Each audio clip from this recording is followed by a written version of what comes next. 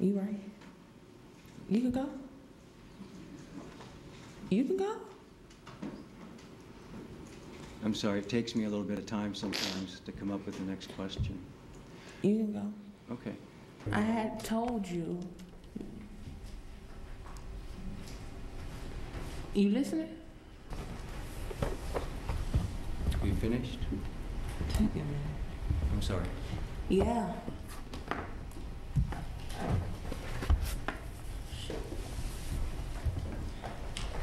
The prosecution apparently interviewed her, an eyewitness or an ear witness to a murder, for the very first time by picking her up with the victim's mother and the victim's mother's lawyer and having the victim's mother sit next to her. It screams, unfortunately, it screams political prosecution. No, as a former cop and as a former judge, I've never heard of a police investigation where the police went out to pick up a witness, interview them to find out if a crime was committed, and went and picked up the victim's mother, put them in the car, and why don't you come along so you can hear what the... Just to make sure the record, you weren't there in person, or were you? By phone. Okay. And Mr. Crump did not ask you specific questions about certain items or certain questions that I asked you specifically on April 2nd, is that correct? Yes, sir. Did Mr. Crump ask you specific questions like I did? No, sir. You were asked by Mr. West in terms of what happened, and you recall in the interview that you gave me on April the 2nd, the statement you gave, you referred to the man approaching Trayvon Martin, and it sounded like a bump. Do you recall using the word bump? Yes, sir. Objection. Of course, you don't know if he was telling you the truth or not. Why you need to lie about that, sir? Well, maybe if he decided to assault George Zimmerman, he didn't want you to know about it. That's real retarded, sir. I'm sorry? That's real retarded to do that, sir. And you don't know the person, why a person. Trayvon did not know him. When you talked to Mr. Delarionda on April 2nd, down at Sabrina Fulton's home? Yes, sir. At one point in the interview, you said to him,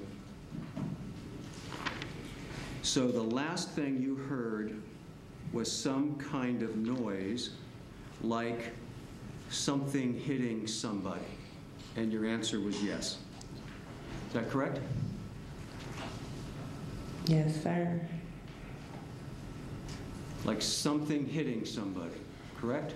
A bump, sir. I'll say it again. So the last thing you heard was some kind of noise like something hitting somebody. That Trayvon got hit. Trayvon got hit. You don't know that, do you? No, sir. You don't know that Trayvon got hit. He couldn't. He had You don't to. know that Trayvon didn't at that moment take his fist and drive it into George Zimmerman's face. Please lower your voice. Do you? No, sir. Are you saying then that when you told Mr. Crump that after you heard the bump and the phone cut off, that you decided not to tell him that after the bump, but before the phone cut off, you heard Trayvon Martin say a little "get off, get off"? That's a compound question. Do you understand the question?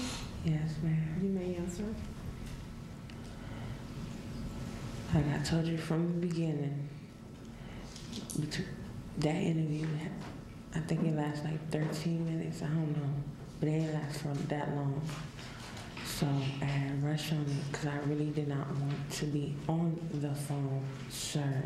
So I did not take my time, and just like I took my time. I had more time when I was talking to the state. With Crump, no.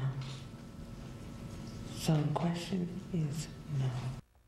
Did you learn Creole first, or did you learn English first in terms, and I'm curious, if sometimes there's a cultural thing, when we say things, it isn't as clear to everybody.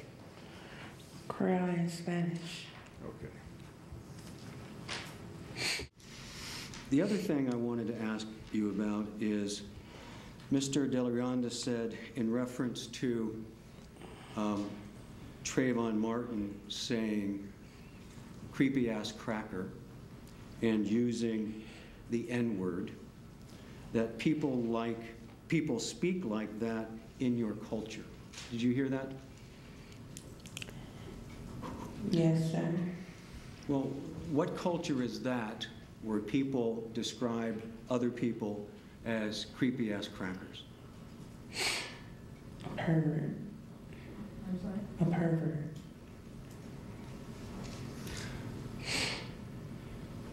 Do you understand what I mean by the culture that you were raised in, the culture that The you live area in?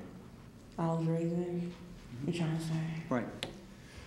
I'll say it this way. Do people that you live around and with call white people creepy-ass crackers?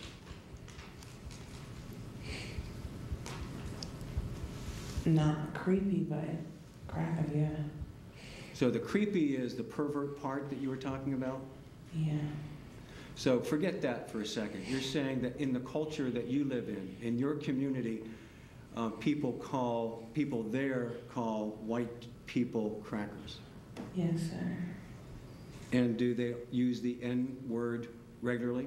Yes, sir. And you're saying, so did Trayvon Martin.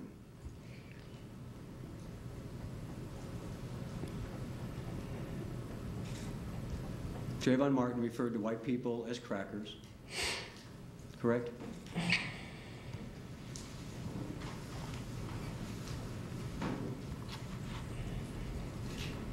I don't recall, sir.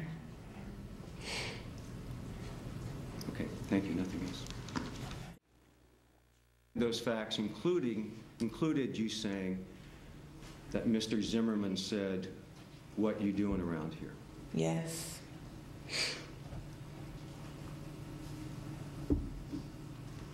You do acknowledge, though, the first time that you were asked that question in your interview with Mr. Crump later that day, your response was that Mr. Zimmerman said, "What are you talking about?" Yes. So it was racial, but it was because Trayvon Martin put race in this. No. You don't think that's a racial comment? No. You don't think that creepy is a racial comment? No. Again, you lied because you wanted to give a plausible answer to Ms. Fulton as to why you didn't go to the wake. Yes, sir. But on the April 2nd interview, you were in fact under oath. Yes, sir. And you knew that.